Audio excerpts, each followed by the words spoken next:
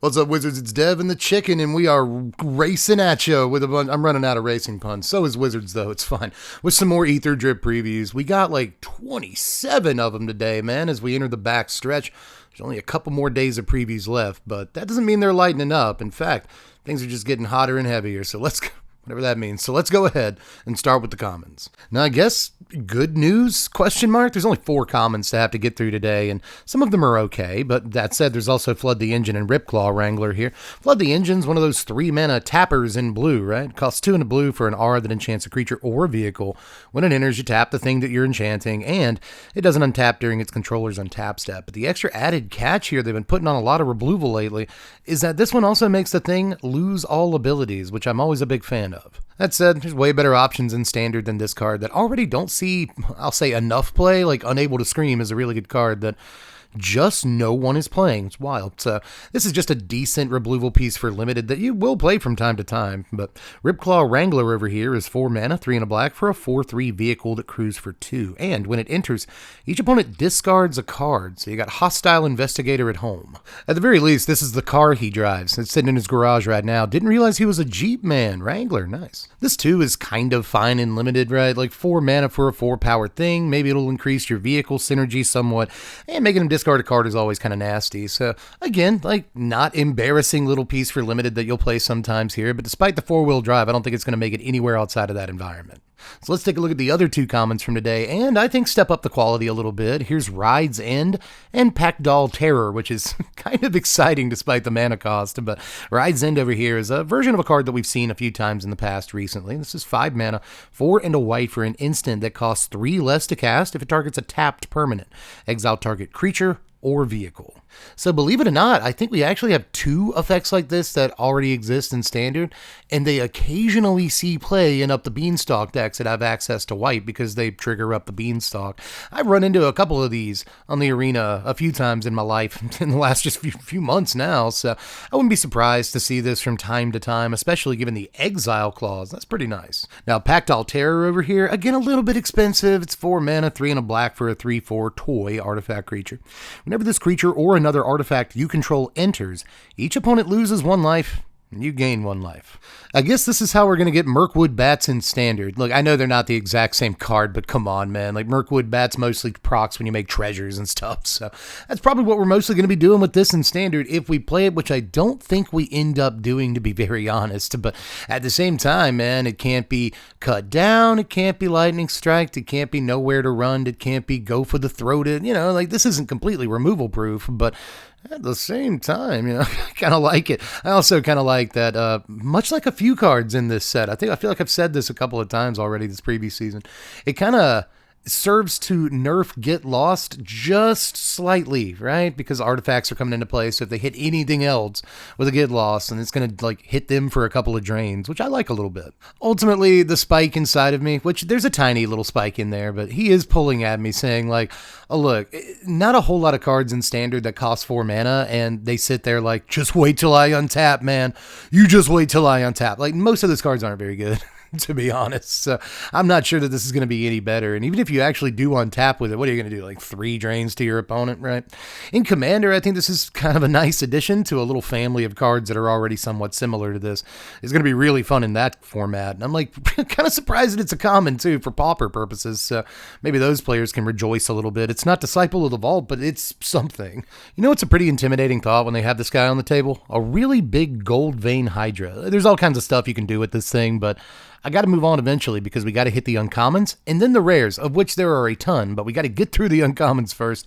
And there's some good ones, but there's also some that maybe aren't as exciting as the two commons we just looked at. So with that in mind, let's look at Greenbelt Guardian and Shefet Archfiend here. Now, Guardian is just 2 mana, 1 and a green for a 2/2 Elf Ranger. You can pay a green and a creature gains trample till end of turn.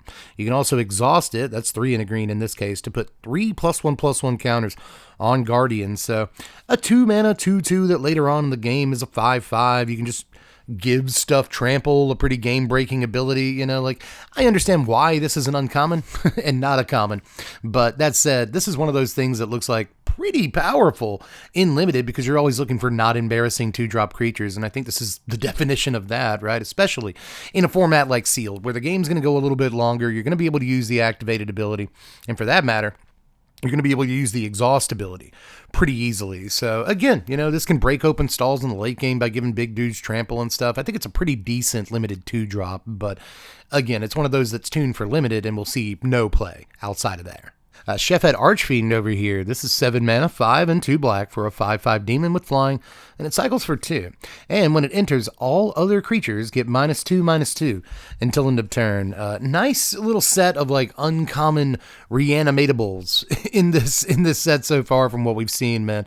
This plus like 2 other creatures all have cycling, and they're all relatively big, and they all have decent ETB triggers. So again, that should be fun in limited, but we have better options altogether in standard. Like compare this to say Harvester of Misery and you'll get what I'm trying to say here. All right, but now we're going to look at a couple of uncommons that interestingly, I think, care about vanilla creatures. And then a little bit later, we'll look at some vanilla creatures. So that makes sense. But now let's look at Fang Druid Summoner and Rise from the Wreck. Now, Fang Druid Summoner is 4 mana. It's 3 and a green for a 2/4 ape druid with reach. And when it enters, you may search your library and or graveyard for a creature card with no abilities. Reveal it, put it in your hand. If you search your library this way, you got to shuffle it. That makes perfect sense. So go get a vanilla guy. Kind of neat. He's always at least going to replace himself if you have a thing in your deck that's vanilla, but I don't know how many vanilla creatures I actually want to play in standard, but I don't know. This guy's kind of neat in limited, where the reach at least lets him block all kinds of flyers. And again, replacing himself is going to be easy enough. But Rise from the Wreck over here is 3 mana, 2 and a green for a sorcery. Return up to 1 target creature card, 1 target mount card, up to 1 target vehicle card, and up to 1 target creature card with no abilities from your graveyard to your hand. So this can get 4 things. This could be a 4-for-1 if you have your graveyard set up exactly correctly. And it would be really funny if we had some sort of self-mill deck that, had to enact some kind of combo that needed one of each of these types of card or something. So this would be the perfect thing to get all of those things back in the late game and like try to do something with them. But as it stands right now, I'm just not really seeing it. I think a lot of the time this will get back like 2 things, and that's kind of okay, but not good enough at sorcery speed in most cases. So jury's out on this. Kind of all depends on what we see from these types, not just in this set, but in the near future as well. But ultimately, I don't expect like too much out of it, but if it ever draws, quote unquote, 3 cards for you, I think it did its job. Now, we got most of the cycle of those vanilla legendaries that we saw from Maro's teaser today. I don't know that we've seen the white one yet, which is weird. I don't know why we would see 4 of them and not the 5th one. Like, is it especially busted? Probably not, right? What we did get to see were all but the white one. So let's start with the green one. This is Tarian World Tyrant. Now, I'm probably not going to have too much to say about any of these because they're all vanilla guys. They literally don't have any abilities. But this, in this case, this is 5 mana for a 9/7. So it's 2 and 3 green, which is technically easier to cast than a Gigantosaurus. But once you're on 3 green, just go for the 5 green, man. Just play Gigantosaurus. But I guess you could play both. I don't know why you'd play Gigantosaurus in the first place. Could you like it? I mean, there's a good reason to play a magic card. But I think you get what I'm saying. Like, this is probably not going to be super important. But I do think that there's at least an argument for some of the other ones. Like the black one is Calaxion Hunger Tyrant. This is 3 mana. It's 1 and 2 black for a 7/2 legendary crocodile. Now, I don't necessarily love this one because it's a 3-drop that may have 7 power but dies to burst lightning. You give that a try in standard, see how you like it. But 7 power is an awful lot, and this is where we start getting into, okay, so I play this on 3, and then I can play Galta on turn 4 like super easily, right? So, or, this crew's like any vehicle I could ever want to crew, like on turn 3. That's a thing that you care about in this set and beyond, right? So, just having a large dude out will proc like a bunch of effects in standard that care about you having a creature power 4 or greater, right? But on that same note, we also got Tyrox Saurid Tyrant. This is 2 mana, 1 and a red for a 4/1 legendary dinosaur warrior. And that's the whole card. There's no other. There's flavor text that I haven't read, but that's basically the entire card. As I pointed out with Slumbering Cerberus in the last couple of sets, I think that was in Foundations, I don't remember. But I've also pointed it out with Hazoret in this set pretty recently. You know, there's a couple of cards in Standard that, again, they care about you having a creature power 4 or greater. And in this case, this is a way to get a dude down on turn 2 that has 4 power. And that matters because a lot of these effects that care about a thing having 4 power are 3 drops. So I guess that lines up nicely. But apart from that, you know, it's still basically dies to, you know, it trades in combat with 1-drops and stuff. If you can get in for the damage, then I guess 4 damage is pretty good. It also, however, people are going to say what I just said. It trades down with 1-drops, and it does. But it also trades up with like 4-drops. So, you know, you take the good with the bad. I don't know. It's probably not going to see like any play, but a 4 power 2-drop is noteworthy for sure. But weirdly, my favorite one of these is probably Kylorna. Maybe that's right. Coral Tyrant. This is 2 mana, 1 in the blue for a 0/8 legendary octopus, ladies and gentlemen. So 2-drop octopus. You don't see those every day. This seems kind of lame for the set, right? Because this won't crew a single vehicle or saddle a single mount, although it would be hilarious if it saddled a mount, just like this guy riding a horse into battle. But, and, you know, before we get on to, I guess, like 1 or 2 of the things you can do with him, maybe, I will point out that this should probably not have 0 power. If you're looking at the art here, like I get that according to the flavor text, it's stuck to like a big coral reef that's latched onto it, so maybe it's somewhat immobile. But at the same time in the art, it's like flinging a guy and there's like ships everywhere in the air. It's like, obviously, the thing is showcasing some amount of power that should be evident within its power toughness, but no, it's 0/8. It should have been like a little baby octopus on like a giant coral reef that's, I don't know, something like that. It just bugs me that it's obviously like a huge thing. And it's like, oh, but it's got 0 power. Bullcrap. But anyway, all that aside, this is probably pretty decent in like Arcades, the Strategist decks, and Commander, obviously. But we got a couple of cards in Standard that care about toughness. Right, anything that's toughness is greater than its power. That was a whole theme, I think, in like the Ixalan set from a year ago. But there's a couple of other things that actually allow you to like, you know, use toughness rather than power when determining like, attack power or whatever. So that might be cool. Wasn't there a giant like 0/6 turtle a year ago that does that that lets creatures hit for toughness? In that case, you know, you got a 2-drop that's perfect for that deck right here. So I don't know. I kind of like it in basically every deck that I've already described. Anything Arcades the Strategist adjacent is something I like this in. But just having a 2 mana 0/8, I guess, that'll block. That will definitely block. So I kind of like this little thing. But that's just because it's kind of the cutest of all of these vanilla guys. Now, there's 2 more uncommons to look at today, and both of them I think are pretty interesting. One, I think is actually better than some of the rares, honestly. But first we got to look at Pit Automaton here, which I do think is pretty decent. This is 2 mana for a 0/4 artifact creature. It's a construct. It also has Defender, and you can tap it for 2 colorless mana, but you can spend this only to activate abilities. You can also pay 2 and tap it, and when you next activate an exhaust ability this turn, copy that ability. You can choose new targets for the copy. So obviously an exhaust deck's pretty good and limited mostly, right? But if you got a decent enough exhaust ability and you care about other activated abilities, then obviously, it's not bad. A 0/4 on turn 2 will also block some things. Speaking of blocking, speaking of toughness more than power and hitting for your toughness instead of your power, but it's not. It's not that amazing. I think obviously the draw on this one is the fact that it can tap for 2 colorless mana. And even though it's restricted to using it on activated abilities, that's still pretty powerful. I've been kind of wondering why every dangerous looking activated ability they printed over the last 5 sets has cost like 40 mana or whatever. And I think this guy might be why, as a matter of fact.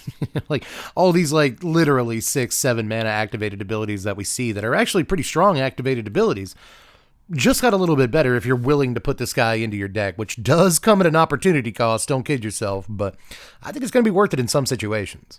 But our final uncommon of the day is a freaking banger, scientific term. This is a green and a blue, just 2 mana for Sky Serpent Seeker. This is a 1/1 snake with both flying and death touch. Let's go. You can also exhaust it and pay 4 mana to reveal cards from the top of your library until you reveal 2 land cards. Put those land cards onto the battlefield tapped and the rest on the bottom of your library in a random order. and put a +1/+1 counter on Sky Serpent Seeker, as though that weren't enough value for you already. This guy gets a little bit larger. So, a removal spell that can cast a better explosive vegetation. Seems completely safe to me, man. What an amazing little Simic value creature, at least in my opinion. And note that you don't have to do this ability at sorcery speed. You can just like block up and do it.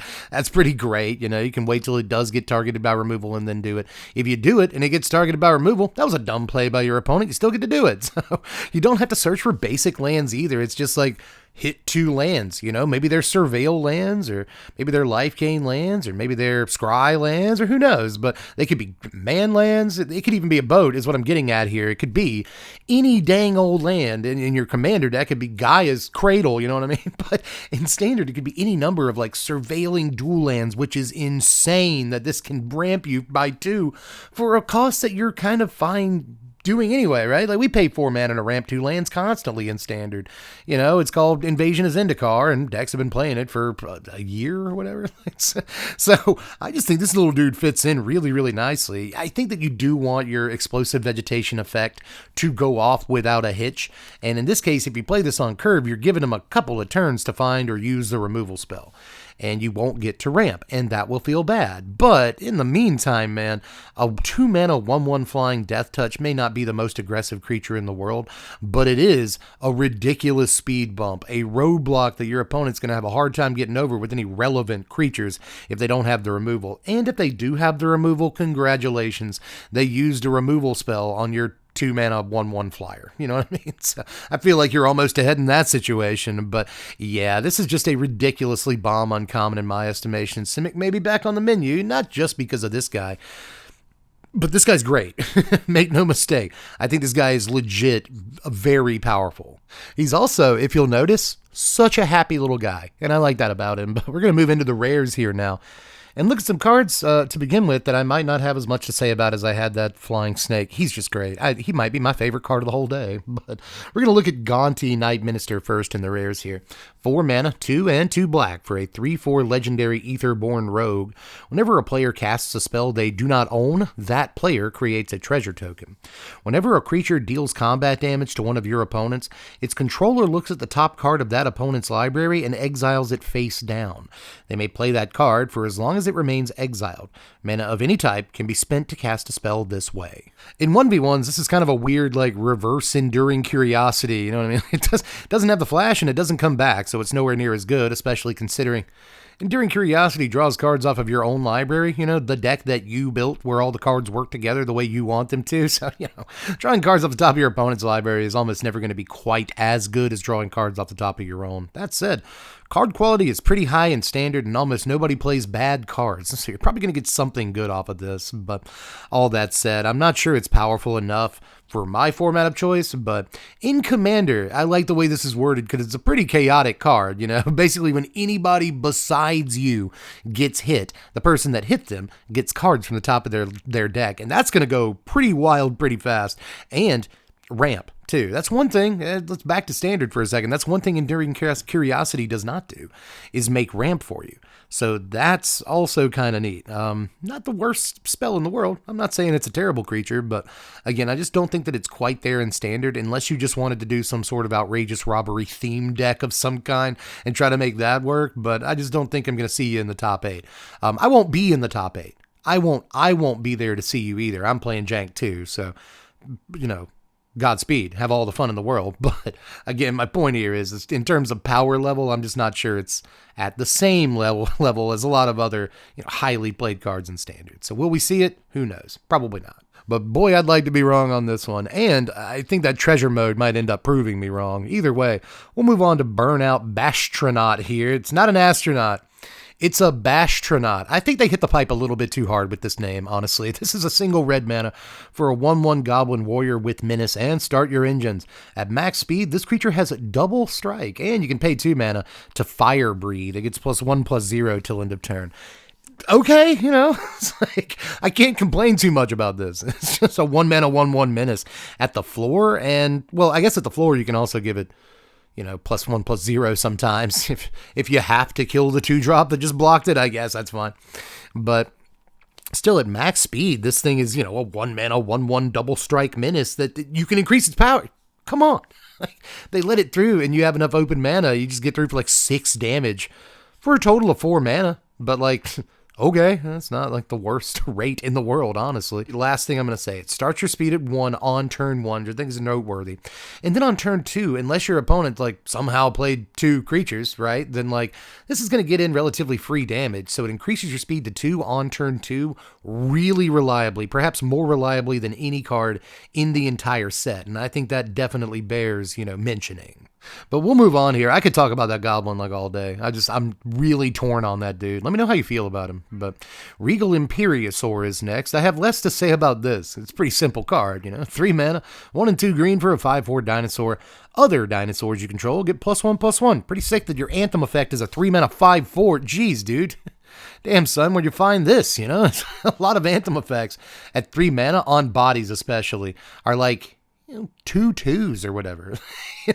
They're just really fragile dudes, easy to get rid of. But this guy, you can feel a little bit better, running into combat or just having on the table and attacking with all of your dudes because he's a little less removable than most Anthem effects that are on bodies. So I do like him.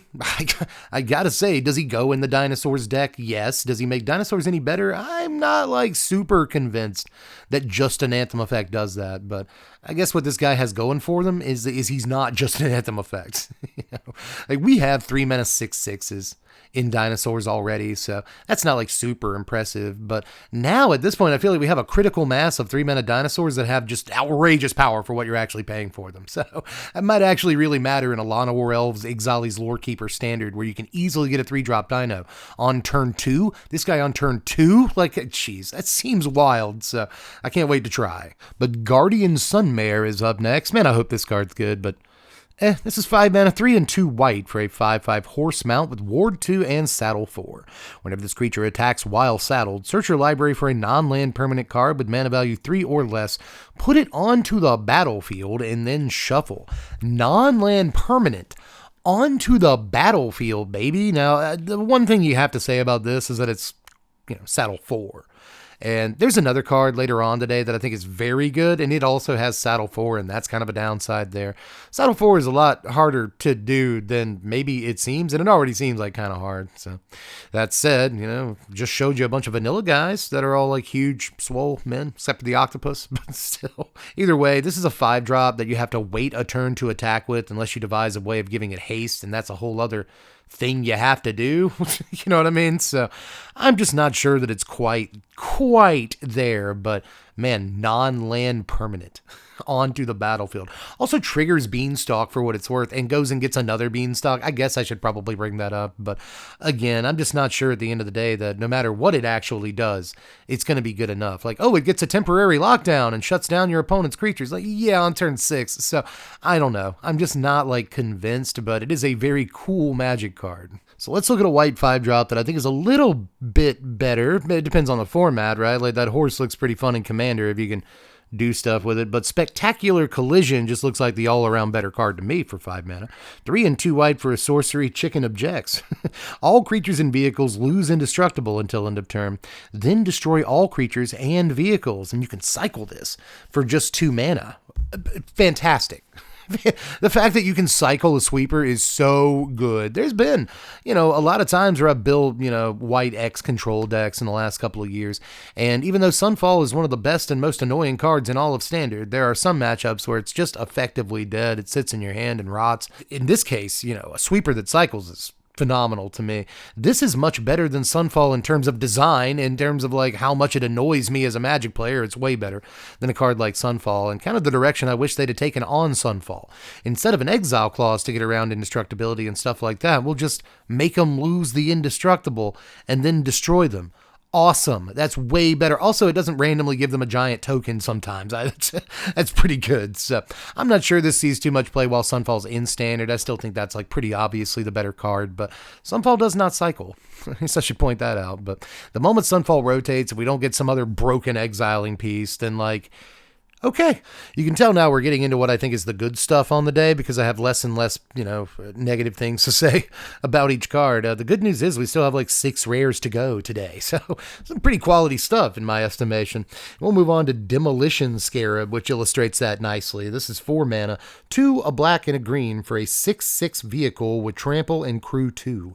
When this vehicle enters, each opponent loses 3 life and you gain 3 life. Does this sound familiar to anybody else? This is a Siege Rhino, this is actually a Siege Rhino, everybody, in disguise. Yeah, I guess you didn't have to crew Siege Rhino, but crew 2 is like pretty easy to scrounge up. I think you'll be able to figure that out. And in the meantime, it's a 4 mana 6/6 trample. I mean, the ETB effect is like really, really good too. We've seen it in the past to be freaking fantastic, I think this is great against like the aggro decks in Standard if you can get to turn 4, or in some cases turn 3 with a Llanowar Elves or even a 2-drop ramp piece, which shouldn't be hard to find. So, relatively early in the game, the 3 life exchange is going to make a big difference.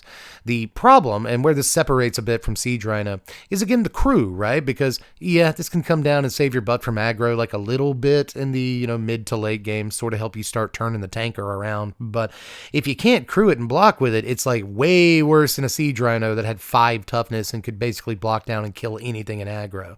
So it's a little bit different, but I still think it's a very good Magic card, and noteworthy that it keeps up in terms of power toughness with like Archfiend of the Dross, right? Another like huge 4-drops people are playing right now. I think it's important to do that, and it does so with trample, so it'll even like run over Sheldred and deal an extra damage to them. That's pretty nice. But altogether, nice little package here. Golgari is a pretty tight deck list at the moment that has waffled back and forth in terms of what 4-drops it's actually playing, right? Do we play Sheldred? Do we play Archfiend? Do we play both? Is there something else we'd rather play? Sometimes there is. So I don't know how much room they want to find for this, but I imagine they want to find some room. And last thing here, I wouldn't be surprised if there was some sort of Abzan shell that wanted to blink this a couple of times for some value. There's just a lot you can do with it. We also saw Monument to Endurance today, which may be a little gimmicky, but I might fall for it. This is 3 mana for an artifact. Whenever you discard a card, choose one of these that has not been chosen this turn.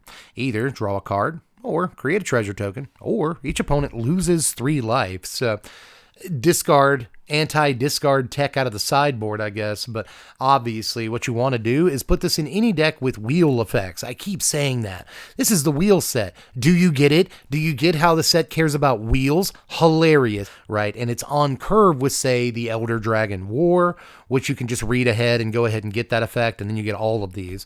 Seems gross. You can also just have a Liliana of the Veil in play, and suddenly, you have to discard cards, but you're still like beating them in the card advantage race because they're coming down on more cards than you. Either that, or you activate your Liliana and they have to lose 3 life. Liliana's +1 becoming a bolt is actually pretty intimidating, to be honest. So there's some pretty good stuff about this. However, again, tiny spike inside of me reminding me that this is kind of a 3 mana do nothing. If you don't already have a way set up to discard cards that turn, and you might. But altogether, just a really neat card here that is probably going to be fun to build around in like Commander, obviously. But even outside of that format, I think that it could have some chops in Standard if we can get the right wheel effects together. And honestly, I think we have some pretty good ones available.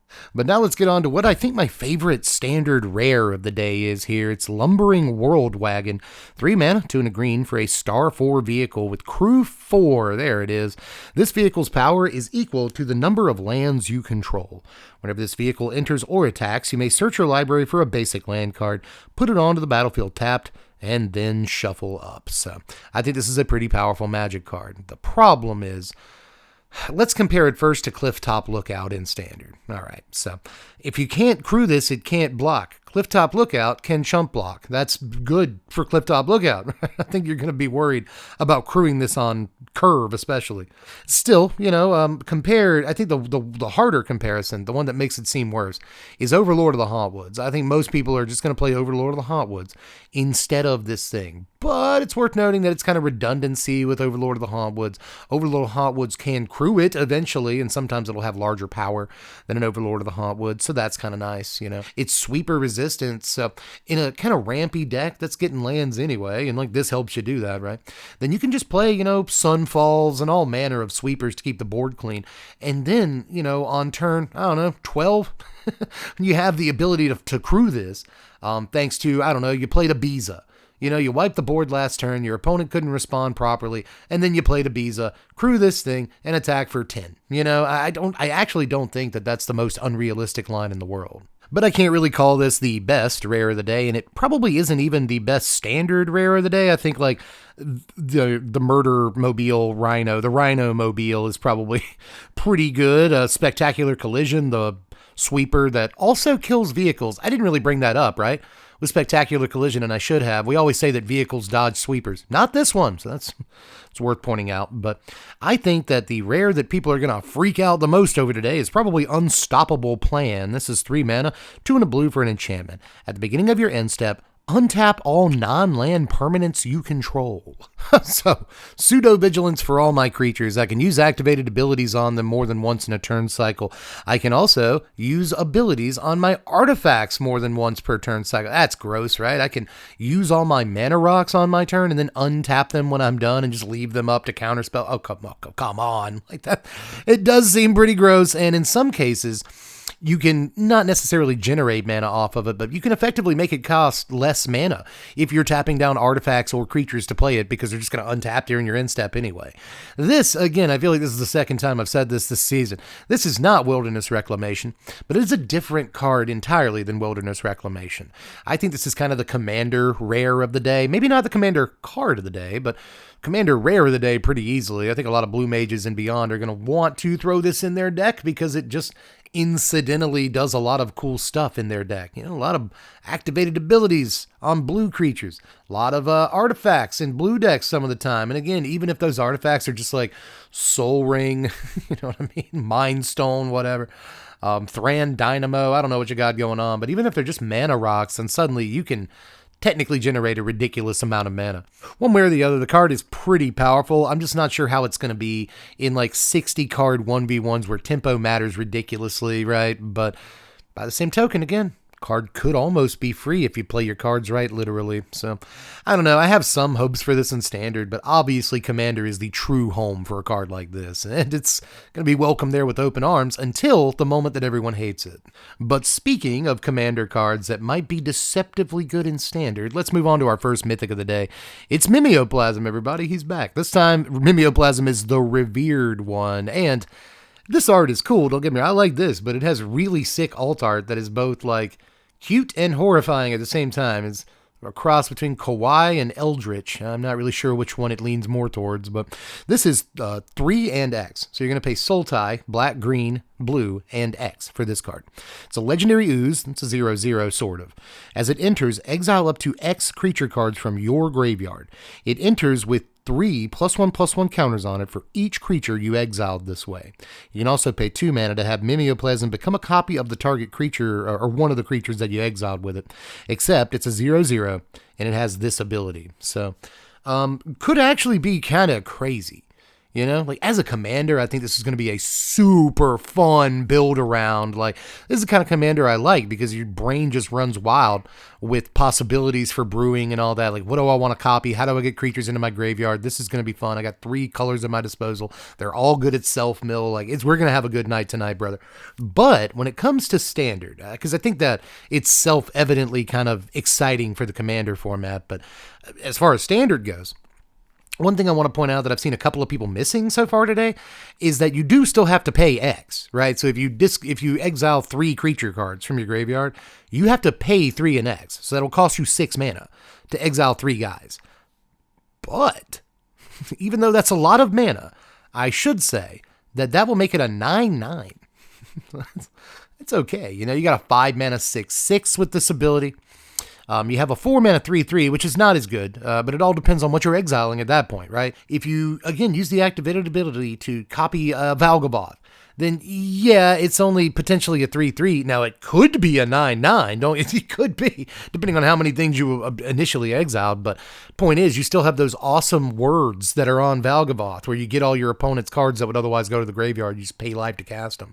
Nasty stuff, dude. Nasty stuff. So even with an Atraxa, you still have, a potential as low as a 3/3 flying, first drag, lifelink, death touch, blah, blah, blah. So, just an absolutely nasty card potentially, because even if you're paying a low amount of mana for it, it could copy something absolutely gross out of your graveyard. But once you start getting into, 6, God forbid, 7 mana territory, then suddenly the card looks very, very good in Standard. That kind of scalability is usually grounds for a decently playable Magic card. So, don't forget the scalability aspect, but, once you get into 5 mana territory and you have a 6/6 with your choice of copying a Sheldred or a Glissa, I think you're going to be pretty happy you played the card.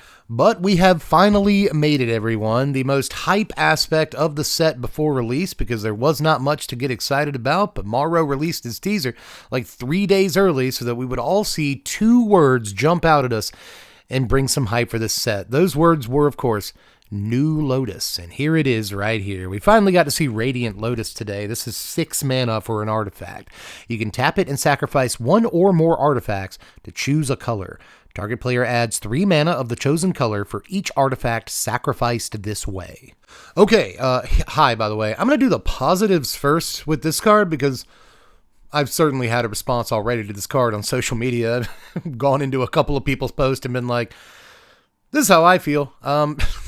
But I guess I should sort of steel man this Lotus as much as I can. Now, no negatives.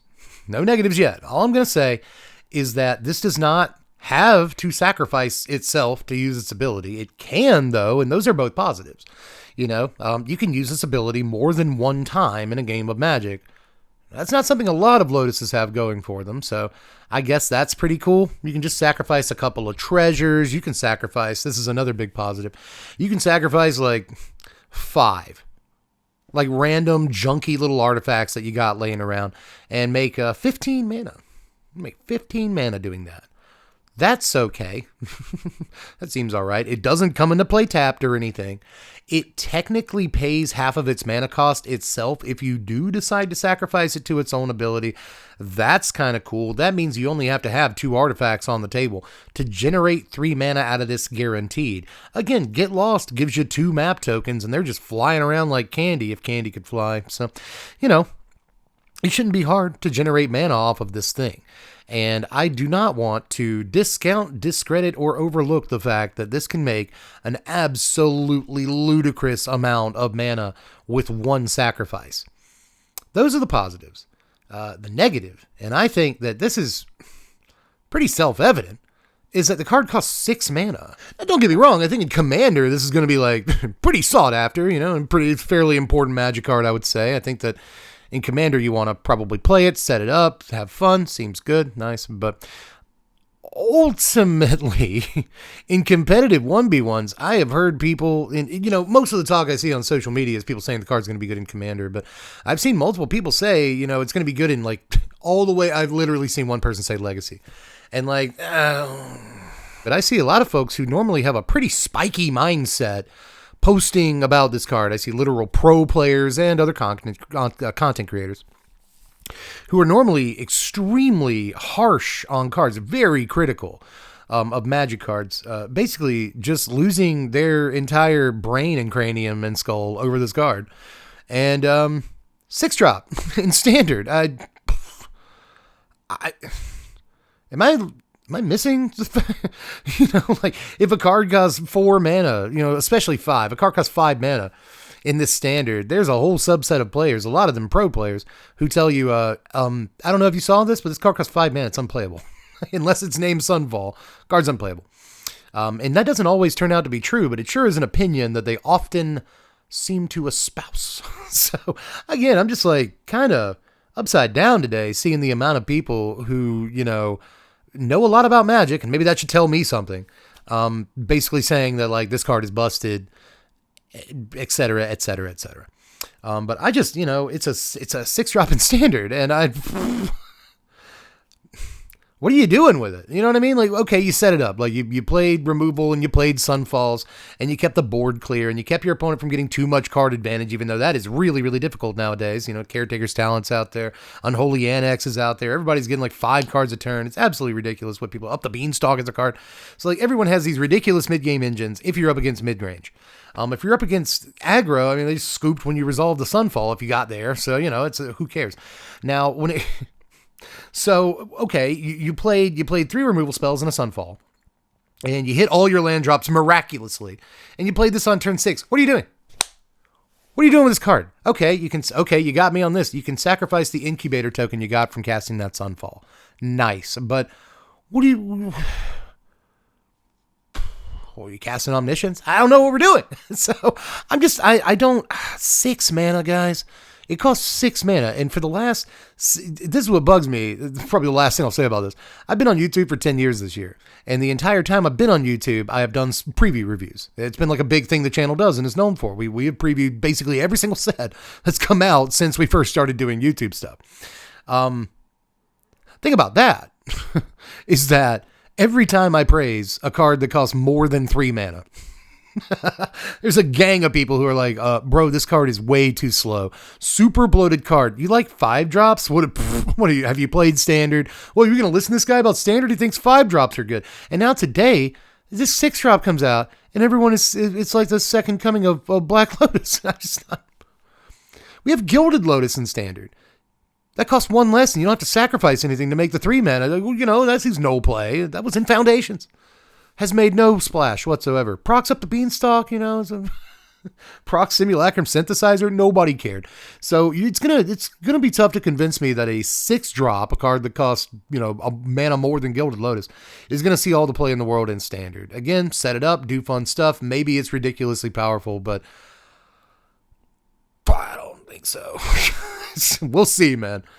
I guess we'll just have to wait and see, as Marge Simpson once said. But again, I just reiterate one more time, Commander, yeah, the card's busted, but that's a whole other thing.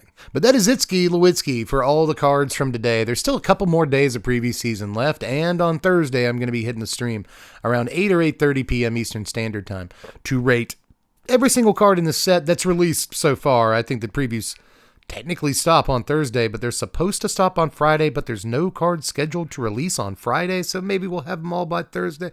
I'm not sure. Either way, I'm going to be there, putting myself through that, so follow on Twitch if you haven't yet, so you'll be there for that. Don't worry, I will upload that probably 3-hour VOD to YouTube. You'll be able to see it one way or the other.